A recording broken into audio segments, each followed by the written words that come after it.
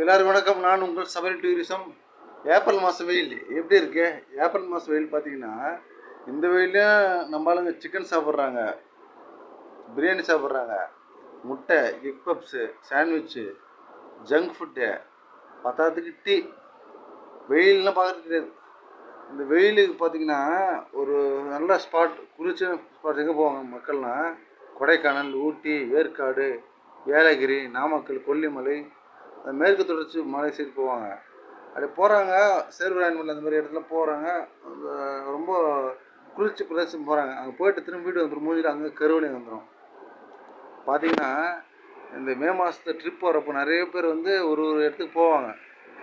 பசங்களும் சின்ன குழந்தைங்க தண்ணியில் இறங்கி விளையாடுவாங்க. அவங்க வந்து ஒரு 4 5 ஆற்றுல இறங்கி விளையாடலாம்.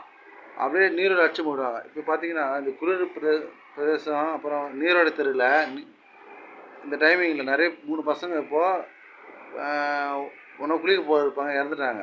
செங்கல்பட்டு சைடில் இறந்துட்டாங்க. தூத்துக்குடியில் 3 மாணவர்கள் லீவ் டைமில் பைக்கில் சுற்ற போன ஆக்சிடென்ட் இறந்துட்டாங்க. நிறைய இடத்துல மாதிரி இது மாதிரி விபத்து நடக்குது. நிறைய இடத்துல இது மாதிரி விபத்து நடக்குது. இதை பார்த்தா கொஞ்சம் வருத்தமாகவும் கஷ்டமாகவும் இருக்குது.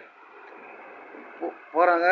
அதாவது ஒருத்தர் தத்தெடுத்து கொண்டார், காப்பாற்றி போன 20 வருஷம் சேர்ந்து மொத்தம் 3 பலி. நியூஸ் நிறைய பார்க்குறோம். இப்போ நிறைய நடக்குதுங்க. நிறைய பேர் நீரோடை போகிறாங்கன்னா சேஃப்டி ஜாக்கெட் கூட 5-6 பேர் இது மாதிரி போகணுங்க. தனியாக குளிக்கிறாங்க, மாட்டிப்பாங்க நிறைய பேர்.